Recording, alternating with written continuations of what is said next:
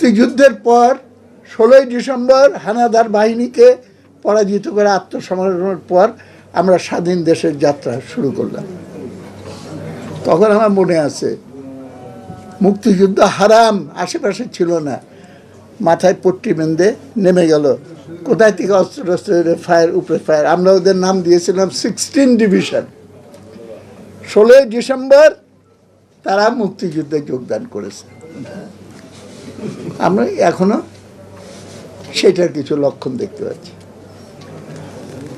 এবং রবীন্দ্রনাথের কবিতা আছে, রথযাত্রা কোলাহল, লোকারণ্য মহাধুমধাম, মাটি ভক্তরা মাটিতে লুটিয়ে করিছে প্রণাম। রথ ভাবে আমি দেব, পথ ভাবে আমি, মূর্তি ভাবে আমি দেব, হাসে অন্তর্যামী। আমাদের এই গণঅভ্যুত্থানের নায়ককে, এটা মাস্টার মাইন্ডও না, এটা ইমাকুলেটলি প্ল্যান্ডও না, এটা কোনো ব্যক্তি বা একটা গোষ্ঠী এইভাবে চিহ্নিত করতে পারে না। বছরের পর বছর 15 বছর থেকে যে সংগ্রাম হয়েছে সেইটাই পটভূমি রচনা করেছে। এবং কোটা ইস্যুতে এটা আউটবার্স্টটা হয়েছে। কোটা ইস্যুতে না হলে আমি নিশ্চিত বলতে পারি আরেকটা কোনো ইস্যু 2 দিন পরে আসতো, সেইখানে আউটবার্স্টটা হতো।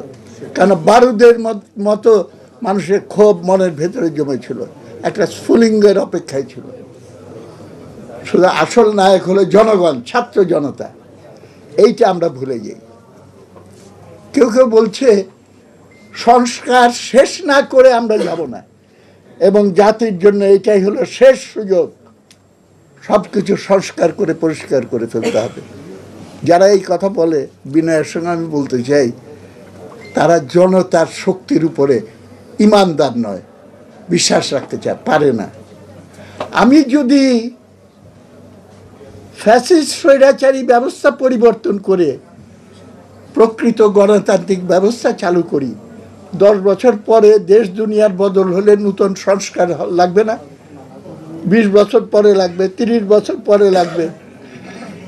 আওয়ামী লীগ থিওরি দিয়েছিল উন্নয়নের জন্য স্থিতিশীলতা, স্থিতিশীলতার জন্য সরকারের ধারাবাহিকতা, এবং সেটাই স্লোগান ছিল।